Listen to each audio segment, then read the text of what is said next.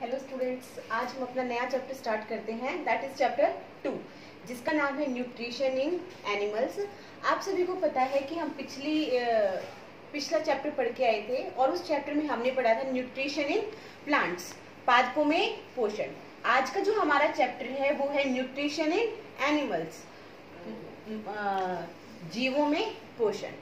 तो सबसे पहले देखो, हमें पता है कि जो एनिमल्स होते हैं वो अपने फूड के लिए डायरेक्टली या इनडायरेक्टली प्लांट्स पे डिपेंड करते हैं। ठीक है, ये चीज हम पिछले चैप्टर में भी पढ़ के आए थे, दोबारा से भी देख लेते हैं कि जितने भी एनिमल्स हैं वो या तो डायरेक्टली प्लांट्स को खाते हैं या इनडायरेक्टली प्लांट्स के ऊपर डिपेंड होते हैं। जैसे प्लांट्स को खाएंगे, जैसे हम बात करते हैं डियर की। डियर किसको खाता है?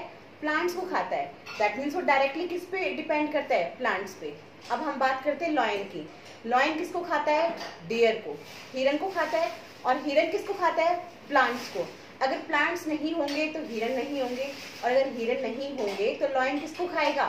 दैट मीन्स जितने भी एनिमल्स हैं दे विल डायरेक्टली और indirectly depend on plants for their food. अब उसके बाद देखते हैं mode of taking food by other animals, कि जितने भी एनिमल्स हैं, जितने भी जीव हैं, वो किस प्रकार से अपने भोजन को ग्रहण करते हैं। हम ह्यूमन की बात करते हैं। जो मनुष्य होते हैं वो फूड को कैसे लेते हैं?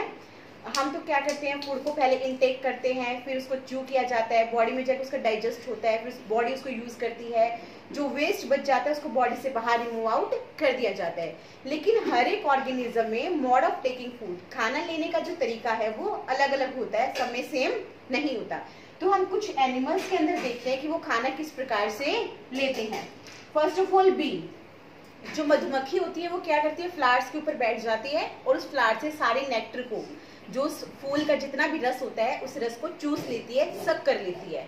ठीक है, तो जो बीज होती हैं उनके अंदर मोड ऑफ टेकिंग फूड कैसा होता है? सकिंग, कि वो चूसने की प्रक्रिया के द्वारा भोजन को ग्रहण करती है। फिर हम बात करते हैं इन्फेंट। इन्फेंट होता है शिशु। जो छोटा बच्चा होता है वो खाने में क्या लेता है? अपनी माँ के दूध पर ही निर्भर होता है, मतलब मदर्स मिल्क लेता है। अब जो वो अपनी मम्मी का दूध जब पीता है तो किस मेथड से लेता है? By the process of sucking, मतलब चूसने की प्रक्रिया के द्वारा वो अपनी माँ के दूध को पीता है। उसके बाद बात करते हैं स्नेक। स्नेक क्या करता है? एनिमल्स को खाता है।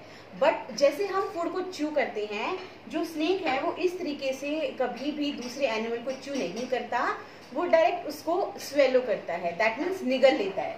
तो स्नेक के अंदर जो मोड ऑफ न्यूट्रिशन होता है वो होता है स्वॉलोइंग। उसके बाद बात करते हैं फिशेस की। फिशेस पानी में रहती हैं, तो जैसे अगर हमारे घर में एक्वेरियम होता है तो हम क्या करते हैं, उसके अंदर फूड पार्टिकल्स डाल देते हैं जो पानी के अंदर जाते हैं।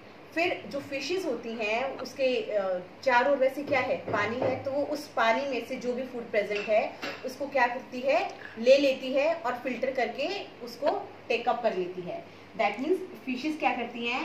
They take food particles floating nearby and feed upon them, मतलब पानी में उसके आसपास जो भी भोजन तैरता है वो उस भोजन को उससे ले लेती है और खा जाती है। तो देखा जाए तो इनके अंदर मोड ऑफ न्यूट्रिशन कैसा हो गया? स्वॉलोइंग वाला प्रोसेस हो गया। अब इस चैप्टर में जो हमारा मेन टॉपिक है वो है डाइजेशन इन ह्यूमंस, कि जो ह्यूमंस हैं उनमें पाचन किस प्रकार से होता है। तो आज हम बात करते हैं डाइजेशन इन ह्यूमंस की। तो हमारी बॉडी में फूड को डाइजेस्ट करने के लिए बेसिकली 2 पार्ट्स की जरूरत होती है, जिसमें से हमारा फर्स्ट पार्ट है दैट इज एलिमेंट्री कैनाल, और जो दूसरा पार्ट है दैट इज सिक्रीटरी ग्लैंड्स। तो एलिमेंट्री कैनाल को हिंदी में बोलते हैं आहार नली, ठीक है, और सिक्रीटरी ग्लैंड्स को बोलते हैं स्त्रावी ग्रंथियां।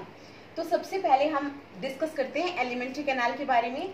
तो जो एलिमेंट्री कैनाल है उसके डिफरेंट पार्ट्स होते हैं। तो उसका जो फर्स्ट पार्ट होता है दैट इज बक्कल कैविटी। जब आप खाना खाते हो तो आपके माउथ में जो दैट मीन्स जो जब आप खाना खाते हो तो जो जहाँ पर आप खाना रखते हो that part is known as buccal cavity. उसको हिंदी में क्या बोलते हैं? मुख गुहिका। तो बक्कल कैविटी में क्या होता है? हमारे फूड को च्यू किया जाता है, चबाया जाता है। उसके बाद आता है इसोफेगस ग्रेसिका। खाने को चबाने के बाद खाने को किस में भेज दिया जाता है? इसोफेगस में भेज दिया जाता है। इसोफेगस या ग्रेसिका ये क्या करती है? खाने को स्टमक तक लेकर जाती है। तो एलिमेंट्री कैनाल का, आहार नली का जो तीसरा पार्ट है वो क्या होता है? स्टमक, जिसको अमाशय बोलते हैं। यहाँ पर क्या है, हमारे फूड के डिफरेंट पार्ट्स क्या हो जाते हैं, डाइजेस्ट हो जाते हैं। फोर्थ पार्ट है स्मॉल इंटेस्टाइन क्षुद्रांत्र, फिफ्थ पार्ट है लार्ज इंटेस्टाइन बृहदांत्र, एंड लास्ट पार्ट है एनस। तो फूड पहले बक्कल कैविटी में जाता है, उसके बाद इसोफेगस तक जाता है, then stomach, then small intestine, then large intestine and then last in anus. Anus क्या करता है, जो भी वेस्ट बच जाता है, जो फूड डाइजेस्ट नहीं होता, उस अनडाइजेस्टेड फूड को, अपाचित पदार्थ को शरीर से बाहर निकालने का काम करता है। तो these are the parts of alimentary canal. ये जो आपके पार्ट्स हैं, किसके पार्ट्स हैं, आहार नली के। उसके बाद जो दूसरा पार्ट ह्यूमन बॉडी में डाइजेशन का काम करता है, दैट इज सिक्रेटरी ग्लैंड्स। तो हमारी बॉडी में बहुत सारी सिक्रेटरी ग्लैंड्स होती हैं। तो 3 ऐसे सिक्रेटरी ग्लैंड्स हैं जो फूड के डाइजेशन में हेल्प करती हैं। तो जो फर्स्ट सिक्रेटरी ग्लैंड है वो है सलीवरी ग्लैंड्स, लाला ग्रंथि, ठीक है, ये फूड डाइजेशन में हेल्प करती हैं। दूसरी है लीवर, यकृत। लीवर एक्चुअल में हमारी बॉडी की सबसे लार्जेस्ट ग्लैंड भी होती है, हमारे शरीर की सबसे बड़ी ग्रंथि होती है जो फूड डाइजेशन में हेल्प करती है। थर्ड है पेनक्रियास, जिसको हिंदी में क्या बोलते हैं, अग्न्याशय। तो ये जो तीनों आपकी स्त्रावी ग्रंथियां होती है, जो सिक्रेटरी ग्लैंड्स होती हैं, इनका बेसिकली फंक्शन क्या होता है, ये कुछ जूस रिलीज करती हैं, दैट मीन्स कुछ रस छोड़ती हैं।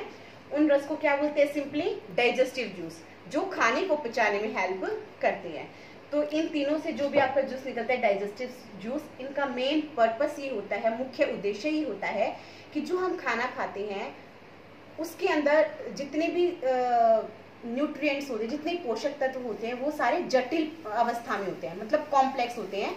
हमारी बॉडी डायरेक्टली उनको यूज नहीं कर पाती, इसीलिए जो ये जूसेस हैं ये उस फूड को सिंपल फूड में चेंज कर देते हैं, सरल पदार्थ में बदल देते हैं, ताकि हमारी बॉडी डायरेक्टली उन न्यूट्रिएंट्स को इजीली यूज कर पाए। तो जो ये प्रोसेस होता है, the conversion of complex food substances into simpler ones, that process is known as digestion. ठीक है, तो आज हमने सिर्फ बेसिक देखा है, स्ट्रक्चर देखा है कि ह्यूमन के अंदर जो डाइजेशन है वो किस किस पार्ट्स के अंदर होता है और कौन कौन से उसके पार्ट्स होते हैं। तो नेक्स्ट वीडियो में हम डिस्कस करेंगे डाइजेशन इन ह्यूमंस के बारे में। तब तक आप इनके पार्ट्स को इजीली एक बार मेमोराइज कर लेना, याद कर लेना, ताकि जब नेक्स्ट टाइम हम इस टॉपिक को डिस्कस करें तो ये टॉपिक्स आपको याद भी रहे और आप अच्छे से उस प्रोसेस को कम्प्लीटली समझ भी पाएं। Thank you.